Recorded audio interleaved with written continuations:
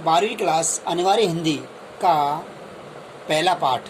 ठीक है, पहले पाठ है हमारा, जो पहला पाठ है ये कविता खंड है, जिसे काव्य खंड बोलते हैं। काव्य खंड का पहला पाठ है संतवाणी। संतवाणी में 3 कवियों की रचना है। संतवाणी में 3 कवियों की रचना है। कबीरदास जी है, तुलसीदास जी है और कृपराम खेड़िया। ठीक है, 3 कवि हैं, संत कबीरदास, संत तुलसीदास, संत कृपराम खेड़िया। इन तीनों कवियों की संतवाणी के रूप में कुछ वाणियाँ हैं। ठीक है, उन वाणियों का इस पाठ में, इस अध्याय में वर्णन किया गया है। सबसे पहले बात करते हैं हम कबीरदास की। ठीक है, देखिए कबीरदास की बात करते हैं तो कबीरदास जी का जो जन्म हुआ है वो सन 1398 ईस्वी में हुआ है। सन 1398 ईस्वी में हुआ है तथा मृत्यु इनकी 1518 में हुई है। इस प्रकार संत कबीरदास जी कुल 120 वर्ष जीवित रहे हैं। ठीक है, कितने? 120 वर्ष जीवित रहे हैं। कबीरदास की बात करते हैं तो कबीरदास का जो जन्म हुआ है 1398 ईस्वी काशी में हुआ है। कहाँ हुआ है? इनका जन्म हुआ है काशी में। ठीक है, काशी में हुआ है। अर्थात देखिए, अर्थात यह एक ऐसा व्यक्ति था जिसकी माता ने इन्हें त्याग दिया। अर्थात एक कबीरदास का जो जन्म हुआ है एक ब्राह्मणी से हुआ। आपको पहले से ही विदित है, पता है कि संत कबीरदास का जो जन्म हुआ है एक विधवा ब्राह्मणी से जन्म हुआ, लेकिन उन्होंने क्या किया? लोक लाज के कारण इन्हें त्याग दिया। लोक लाज के कारण इन्हें झाड़ियों के पास में इनको फेंक के चली गई, अर्थात त्याग दिया। तो उसी रास्ते से नीरू और नीमा नाम के 2 दंपत्ति उस रास्ते से गुजर रहे थे। जैसे ही उन्होंने बच्चे की आवाज़ सुनी और आवाज़ को सुन करके नहीं उन्होंने देखा तो वहाँ पे छोटा सा बच्चा चिल्ला रहा था। उन्होंने उस बच्चे को उठाया और अपने घर पर ले गए और उनका नाम रखा कबीरदास। देखिए, उन दंपत्तियों में नीरू और नीमा, ठीक है, नीरू पति था और नीमा उसकी पत्नी थी। उन्होंने कबीरदास का पालन पोषण किया। क्या किया? पालन पोषण किया, क्योंकि नीरू और नीमा के कोई संतान नहीं थी और संतान नहीं होने के कारण उन्होंने अपना ही पुत्र मानकर उनका पालन पोषण किया।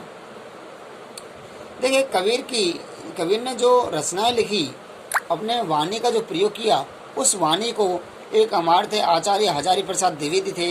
हजारी प्रसाद द्विवेदी ने कबीरदास को वाणी का डिक्टेटर कहा है। क्या उपाधि दी? वाणी का डिक्टेटर नाम की क्या दे दी? उपाधि दी। कबीरदास एक ऐसे संत थे जिन्होंने ढोंग, आडंबर, ऊंच नीच, बहुउद्देशीय परंपरा और छुआछूत आदि धार्मिक आडंबर परंपराओं का विरोध किया है। बहुत ही कड़ा विरोध किया है।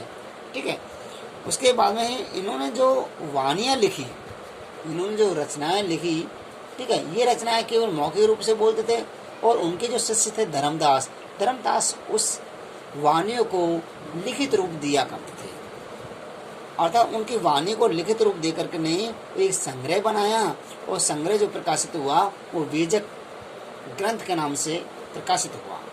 ठीक है, देखिए कबीरदास की बात करते तो कबीरदास एक ज्ञानेश्वरी शाखा के निर्गुण संत कवि थे।